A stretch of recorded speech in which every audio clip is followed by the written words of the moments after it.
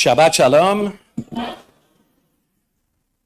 In his book, A Different Light, the big book of Chanukah, the scholar Hartman at the Shalom Hartman Institute and longtime chavruta and friend of Rabbi Sager of blessed memory, Noam Tzion, he writes in the second book of Maccabees, which quotes from a letter sent around 125 BCE from the Hasmoneans to the leaders of Egyptian Jewry, the holiday which we call Chanukah, and it is called the Festival of Sukkot, celebrated in the month of Kislev. And it continues since the Jews were still fighting in caves fighting as guerrillas on Tishrei during the Chanukah story in 164 BCE. They could not properly honor the 8-day holiday of Sukkot, which is a temple holiday, and hence it was postponed until after the recapture of Jerusalem and the purification of the temple. Tzion continues that the connection between Sukkot and Chanukah, the holiday that the rabbis would later call Chanukah, goes beyond the accident of a postponed Sukkot. Sukkot is the holiday commemorating not only the wandering of the Jews in the desert in makeshift huts, but the end of that trek with the dedication of the first temple in Jerusalem by Solomon around 1000 BCE. We read in 1 Kings, King Solomon gathered every person of Israel in the month of Etanim, that was the old name of Tishrei, on the holiday of Sukkot in the 7th month. So that's when the temple was dedicated. And thus, he writes, the Maccabean rededication celebration is appropriately set for 8 days in the temple, and that's likely why we celebrate Sukkot for 8 days, Chanukah for 8 days, and then we get the oil miracle that comes a little later. So that's a historical connection and a historical description. This week I was studying, again, the author of the Kli Yakar, Rabbi Shlomo Ephraim of Lunchitz. He has a collection of drashot called Olalot Ephraim, and he further connects and sort of goes into this idea of the connection between Sukkot and Chanukah. A little fun thing is that if you have Cheshvan, which is the month that falls in between as a full 30 days, there are actually 70 days between Sukkot and Chanukah. Okay, you have 15 days, the last 15 days of Tishrei, 30 days of Cheshvan, and then 25 days in Kislev. Those of you who are math professors, quickly, 30 plus 15 plus 25 gives you 70. And then Lunchitz quotes one of the Psalms that says, Yemei shenotenu shivim shana ve'im begvurot shmonim shana. This is a humbling thing to hear. The number of years, right, that each one of us get to live is 70 years. And if you're strong, 80 years. And what he's going to say is that this 70 and 80, that these numbers, the psalmists, these teach us something about what it is to be a human being, okay? And this is where he goes with this. So at the end of Parshat Bishalach, okay, I won't be here for it, but it's a good one. Come, okay? Song of the Sea. There's a very strange little. Actually, no, I think it's at the end of Yitro, but it's a good one too. I think there's a place where it says Mizbach Adama Ta'aseli, where there's a commandment to make the altar out of earth, out of Adama. Okay. From this, the rabbis make a midrash that Adam Harishon, the first human being, was made from the very earth from which the altar was made. Mizbach Adama, right? An earthen altar, and Mizbach Adam Ta'aseli, that Adam, the first Adam. And how was the first human being made? By gathering Adama, by gathering earth. And then Vayipach be'apav, God blows spirit into Adam's nostrils. And so the Rabbi Lunchitz says that we are, this tells us that we are material beings and that we are spiritual beings. he goes on to explain a little something from this week's Torah portion. So does anybody know which tribe the temple, which tribe allocation the temple is located in, besides the biblical scholars in front? Anybody? Okay, so the tribe of Benjamin. Okay, it's the tribe of Benjamin.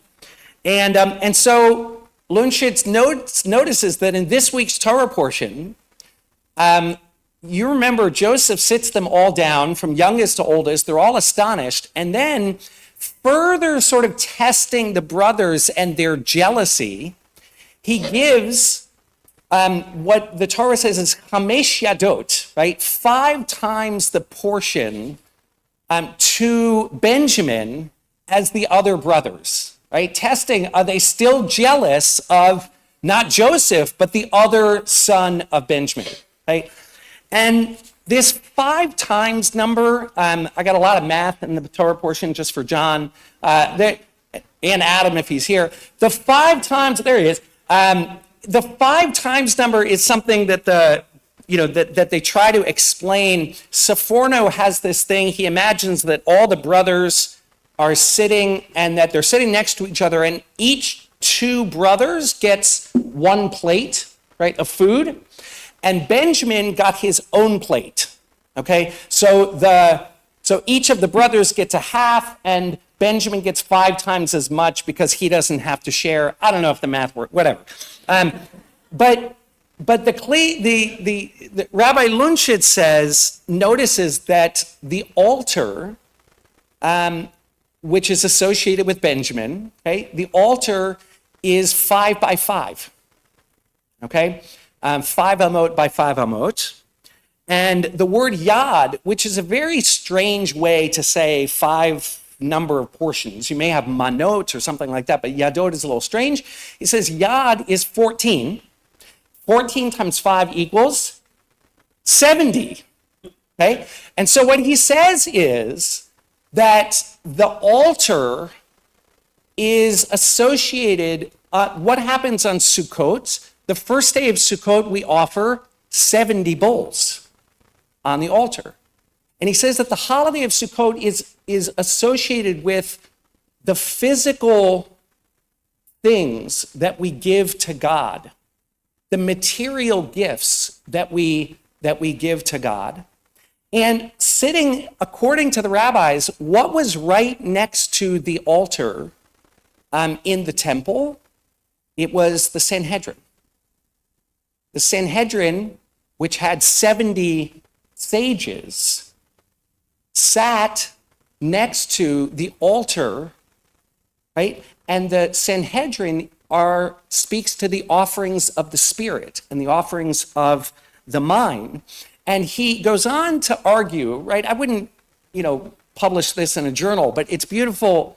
It's beautiful symbolology and sort of thinking about it. He goes on to say that the debate between Beit Shammai and Beit Hillel. Do you remember Beit Shammai say that on the first day we're supposed to light 8, and the second day 7, 6, 5, 4, 3, 2, 1, and Hillel say no, we go 1 through 8.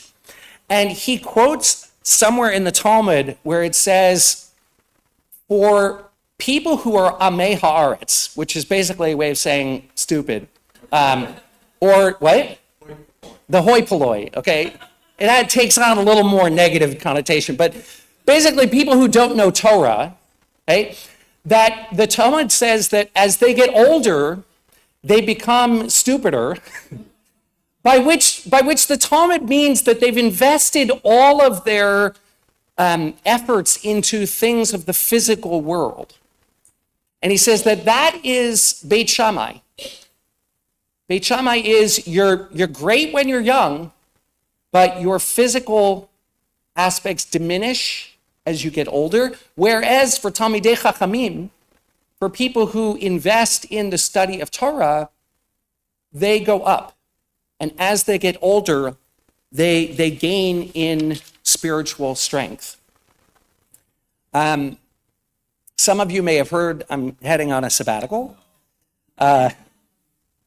Many of you have asked, where will I be? What will I do? I will be lots of places. I'm first going to take some time at the beach and then travel west to visit with some rabbinical school friends, to see my mom and sister who live in San Jose, to see my brother who lives in Seattle, my son Alon who now lives in Denver. I have a cousin who lives in London. And the end of all of this is, and really during all of this, I'm going to be training for a half iron triathlon. And my focus will be a renewal of body. They talk about a renewal of body and a renewal of spirit. This one will be a renewal of body. I'm 53 years old, and after 14 years as your rabbi, and especially these past few years of carrying our congregation through the remodel of our building and navigating the COVID pandemic and the collective trauma of October 7th, the truth is I feel a bit out of balance.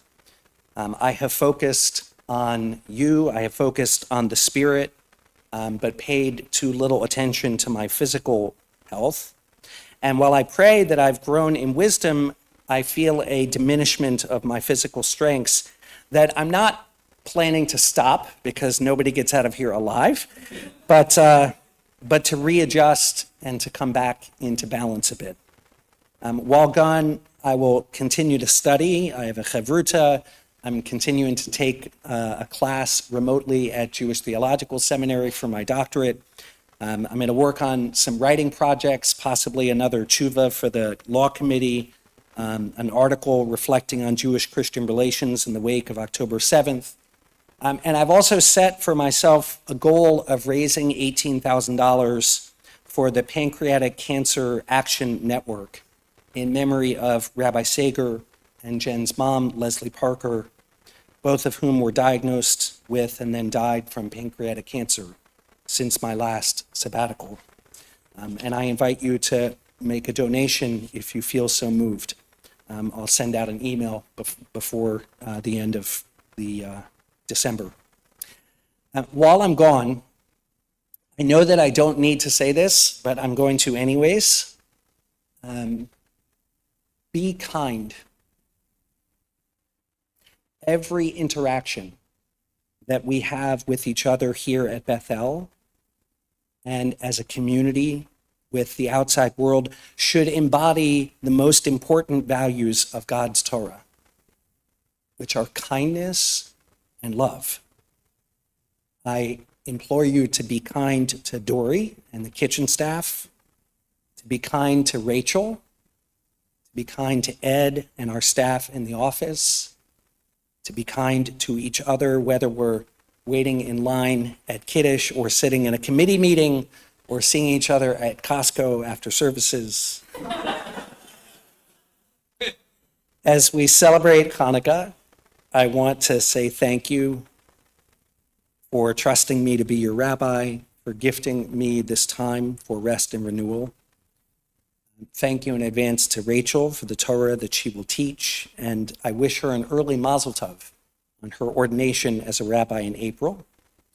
Thank you to our Gabbaim, to our Torah readers, our Haftarah readers, and all of you who've volunteered to speak and teach in my absence. And I pray that by the time I return, that all the hostages will have been home for a long time, and that there may be peace in Israel and the Middle East, and that until then, we are blessed to continue to grow, both in body and in spirit. And let us all say, Amen.